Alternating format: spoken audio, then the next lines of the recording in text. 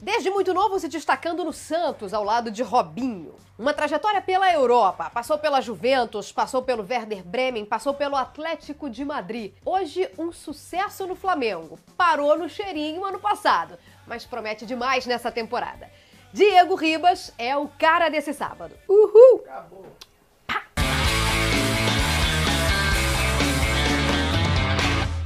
Bom, o Diego...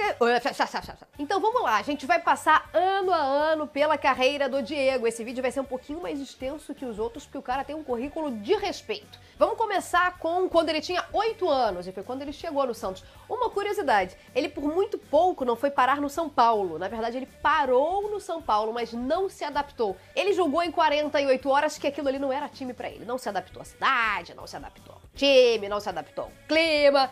e foi pro Santos. Aos 16 anos, o Celso Roth incorporou o Diego ao elenco profissional. Depois saiu o Celso Roth, chegou o Emerson Leão e ele ganhou ainda mais espaço, brilhando ao lado de Robinho desde aquela época. Vamos falar dos títulos do Diego, então, começando com o primeiro deles, que veio em 2002, na última edição de mata-mata do Campeonato Brasileiro com o Santos.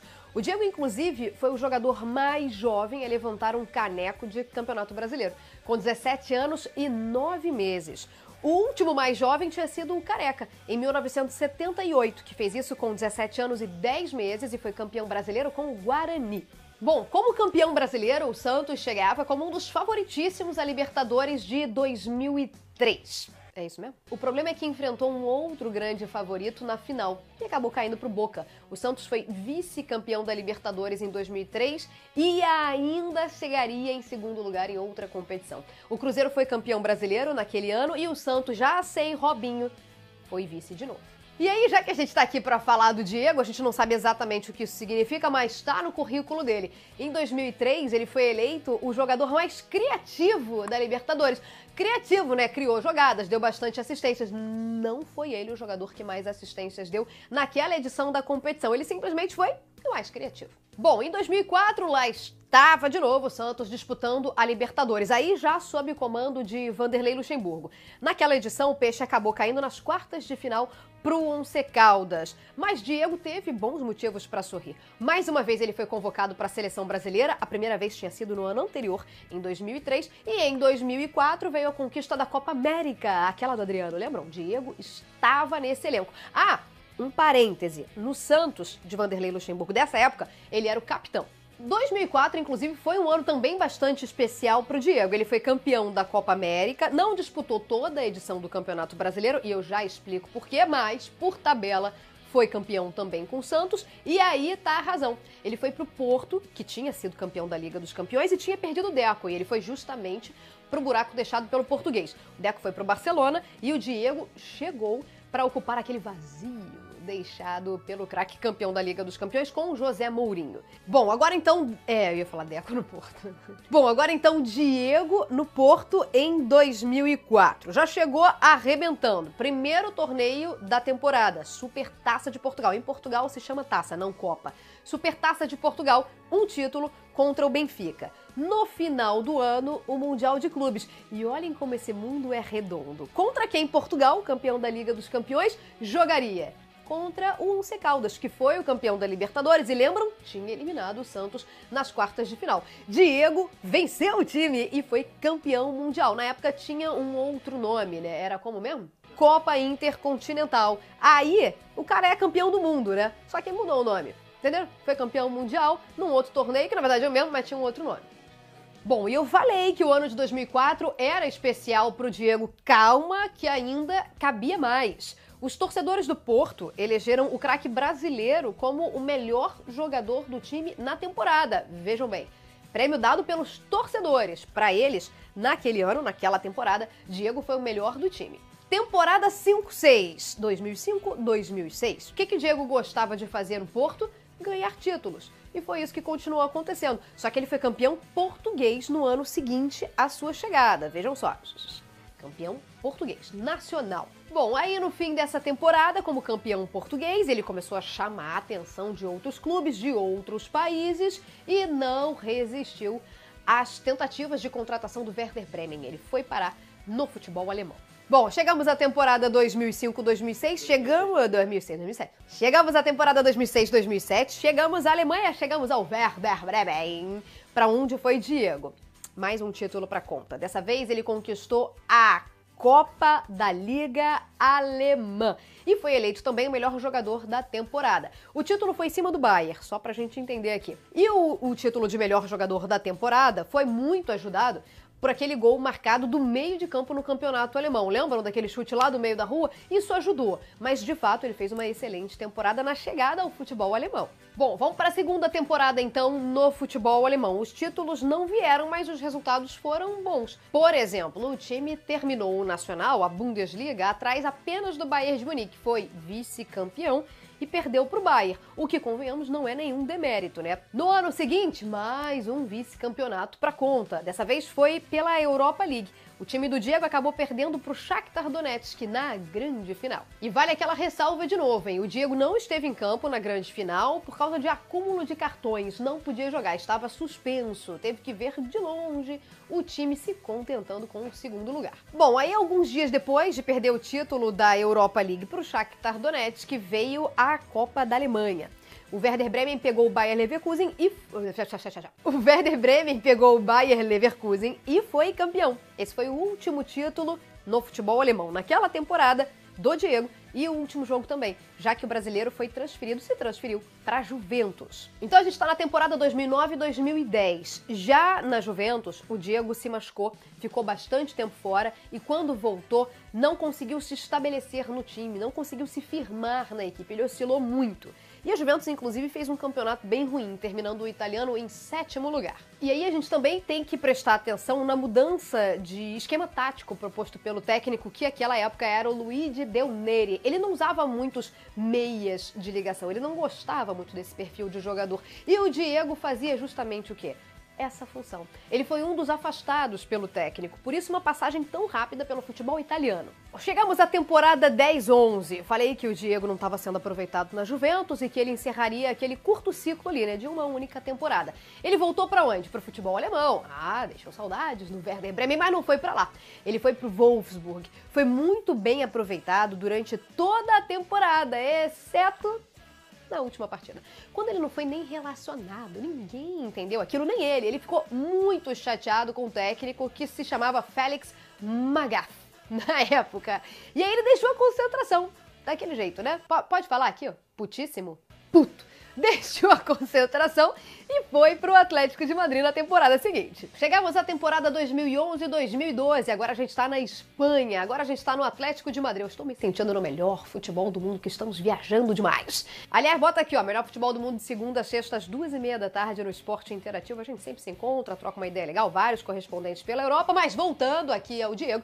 No Atlético de Madrid, ele foi campeão da Europa League. Vocês lembram? Ele tinha sido vice-campeão com o Werder Bremen na época que a competição ainda chamava Copa UEFA, perdendo para o Shakhtar Donetsk. Com o Atlético de Madrid, a história foi diferente. Ele foi campeão contra o Bilbao, fazendo gol na final. Deu riba. Bom, no Atlético de Madrid, o Diego foi muito feliz e a gente já vai entender por quê. Eu não sei se ele falou... No Atlético de Madrid, o Diego foi muito feliz. Você já vai entender por quê. Eu não sei se eu falei que ele foi transferido, vendido, bababá, mas a informação correta é que ele foi emprestado. Terminando o vínculo por empréstimo, ele voltou ao Wolfsburg, onde ficou por mais 1 ano e meio. O contrato terminaria em junho, mas em janeiro ele voltou ao Atlético de Madrid. Ou seja... foi feliz. Estamos em 2014 e estamos com o Diego de volta ao Atlético de Madrid. Naquela temporada, e ele chegou no meio da temporada, né? Já que ele chegou em janeiro e a gente está falando de futebol europeu. Ele foi campeão espanhol e tirou o título do Barcelona com um empate no Camp Nou. Sim, o 1-1 na última rodada tirava o título do Barça e garantia o Atlético de Madrid campeão. E foi o que aconteceu. Ainda nessa mesma temporada, Diego participou da campanha que levou o Atlético de Madrid à grande final da Liga dos Campeões, contra o Real Madrid de Sérgio Ramos.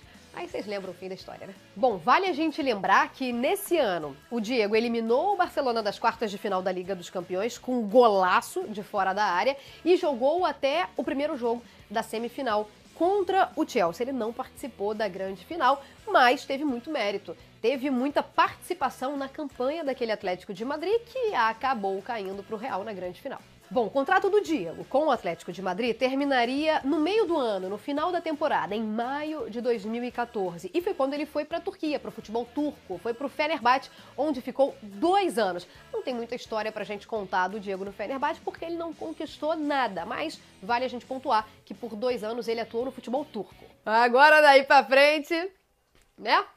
Depois de 12 anos na Europa, Diego retornava ao futebol brasileiro, para o Santos, onde fez história, para Vila Belmiro, onde é muito querido? Não. Diego acabou parando no Flamengo e muita gente falava, agora tem o camisa 10, agora o Flamengo tem um camisa 10.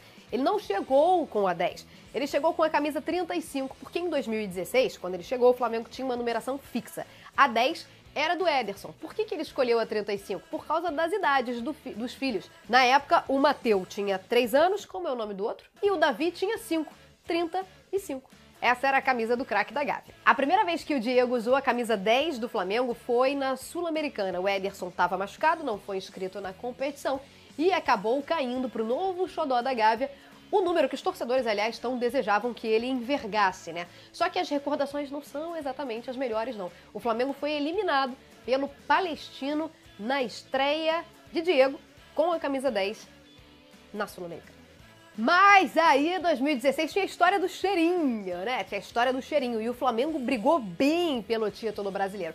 Acabou terminando em 3º lugar. O Palmeiras foi o grande campeão, o Santos ficou com a 2ª colocação e o Flamengo em 3º. Pro Diego coube uma vaga na seleção do campeonato, quando ele foi eleito o melhor meia-direita da competição. Chegamos então em 2017, chegamos neste ano que já começava para o Flamengo com a Libertadores. O Diego acabou se machucando contra o Atlético Paranaense, na partida contra o Atlético Paranaense, e não terminou a fase de grupos com o Flamengo. Talvez também por isso o Flamengo não tenha avançado ao mata-mata.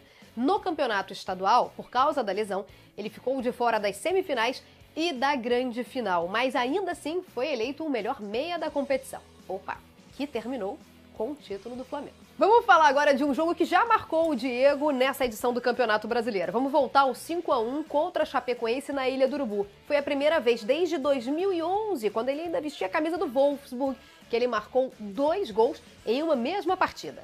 Boa história, hein? Boa história. Passamos a régua aqui, listamos todos os clubes da carreira de Diego. Hora da gente falar um pouquinho de seleção brasileira. Não é exatamente o foco do Ele é o Cara, mas como o Diego vem aparecendo bem, vem ganhando oportunidades do técnico Tite, a gente vai abrir um espaço para a carreira dele na seleção. Convocações de Diego. A primeira delas foi em 2003. O primeiro título com a seleção brasileira veio em 2004 e foi de Copa América, o mesmo que ele conquistou em 2007.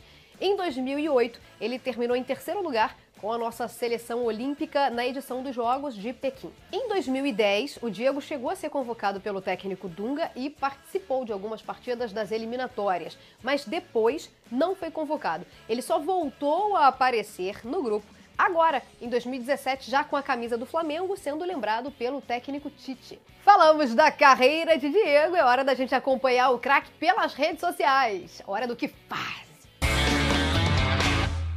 Vamos começar por essa viagem que ele fez a alguma aldeia indígena. Olha que gracinha essa foto com o índiozinho. A foto era para ser apenas admirada, era para que todos olhassem para ela e dissessem, nossa, que gracinha a foto com o índiozinho. Mas a internet, ela é maravilhosa. A gente não sabe exatamente o que estava fazendo o Diego, mas nessa posição ele poderia estar jogando capoeira, ele poderia estar surfando, ele poderia estar tirando aquela bola do David, inclusive, poderia ser figurante no grande sucesso no filme brasileiro Cidade de Deus, enfim, poderia estar ali assustando o Thales, poderia estar surfando, poderia fazer várias coisas e a internet não perdoou, pegou o Diego e fez essas montagens aí pra gente admirar também. Infelizmente, a gente não vai poder gastar muito tempo passeando pelas redes sociais de Diego, porque a carreira dele é muito longa, é muito vasta, teve muitas mudanças. E esse vídeo ia ficar muito grande se a gente continuasse explorando suas redes sociais. Então vamos passar logo pro presente, vamos inclusive colocar logo a vinheta para não perder tempo. Voltamos. O que a gente deseja pro Diego? Vamos rapidamente recapitular aqui. Na Juventus ele foi preterido e no Fenerbahçe ele acabou não conquistando nada em 2 anos. Exceto essas 2 situações, exceto por esses 2 clubes, por todos os outros por onde ele passou, ele conquistou pelo menos um título nacional. O que é que a gente deseja pro Diego e pra nação rubro-negra que ele com o Flamengo conquiste o tão sonhado Hepta, o Hepta que parou no cheirinho ano passado, que seja realidade nesse 2017. Bom, galera, esse foi o Ele é o Cara desse sábado. Lembrando que a gente continua se encontrando de segunda a sexta na TV, no Melhor Futebol do Mundo, às 2h30 da tarde no Esporte Interativo. E sábado que vem, de novo, aqui no YouTube com o Ele é o Cara. Quem será o próximo personagem? Quem você quiser. É só comentar aqui ou ainda me mandar através de qualquer outra rede social. No Instagram, no Twitter, no Facebook. A gente pode trocar uma ideia e pensar num bom próximo personagem para a semana que vem. Beleza? Espero que vocês tenham gostado. A gente mais uma vez fez com muito carinho e te espera de novo sábado, 11 horas da manhã, aqui no YouTube.